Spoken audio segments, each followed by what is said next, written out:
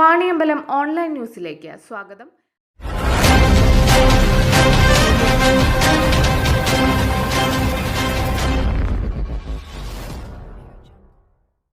കടുവയെ പിടികൂടാനുള്ള ദൗത്യസംഘത്തിന്റെ പരിശ്രമം 8ാം ദിവസത്തിലേക്ക്. കേരള എസ്റ്റേറ്റ് കണ്ണത്ത് മലവാരത്തോട് ചേർന്ന് മദാരി എസ്റ്റേറ്റിൽ കണ്ട കടുവയെ ബുധനാഴ്ച പിടികൂടാനായില്ല. ദൗത്യസംഘം രാത്രി 8 മണിയോടെ തിരച്ചിൽ നിർത്തി അടയ്ക്കാക്കുണ്ട് ക്രസന്റ് സ്കൂൾ ക്യാമ്പിലേക്ക് മടങ്ങി. കടുവ വീണ്ടും പാറശ്ശേരി റാവുത്തർക്കാട് ഭാഗത്തേക്ക് തിരികെ സഞ്ചരിക്കുന്നുണ്ട് എന്നാണ് വനപാലകർ പറയുന്നത്. കടുവ അടയ്ക്കാക്കുണ്ട് മലവാരങ്ങളിലും കരുവാരകുണ്ട് കണ്ണത്ത് മലവാരങ്ങളിലുമായിട്ടാണ് സഞ്ചരിക്കുന്നത്. സൈലന്റ് വാലി വനത്തിലേക്ക് തിരികെ പോകാത്തതിനാൽ കടുവയെ ഉടൻ പിടികൂടാനാകുമെന്ന പ്രതീക്ഷയിലാണ് വനപാലകർ.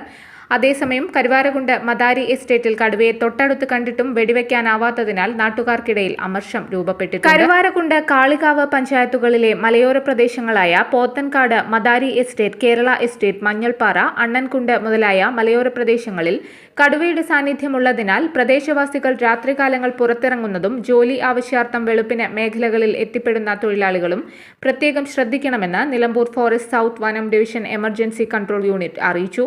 അതിനിടെ കടുവ ദൗത്യ നിർവഹണത്തിന് നേതൃത്വം നൽകാൻ ചീഫ് ഫോറസ്റ്റ് കൺസർവേറ്റർ വിജയാനന്ദ് സ്ഥലത്തെത്തി.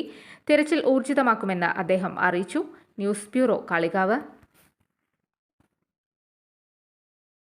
ചുരുങ്ങിയ ചിലവിൽ കുഴൽക്കിണർ കുഴിച്ച് പമ്പ് സെറ്റ് ഫിറ്റ് ചെയ്ത് കൊടുക്കുന്നു. 5, 6, 7 എന്നീ അളവുകളുള്ള ISI മുദ്രയുള്ള പൈപ്പുകൾ ഉപയോഗിച്ച് കുഴിച്ചു കൊടുക്കുന്നു. ശാസ്ത്രീയമായ രീതിയിൽ സ്ഥാനനിർണയം നടത്തി കുഴൽക്കിണർ കുഴിച്ചു കൊടുക്കുന്നു. പ്രമുഖ കമ്പനികളുടെ മോട്ടോറുകൾ, പമ്പ് സെറ്റുകൾ കുറഞ്ഞ ചിലവിൽ ഫിറ്റ് ചെയ്ത് കൊടുക്കുന്നു. ഇലക്ട്രിക്കൽ, പ്ലംബിംഗ്, സാനിറ്ററി എന്നിവ മിതമായ നിരക്കിൽ ലഭിക്കുന്നു.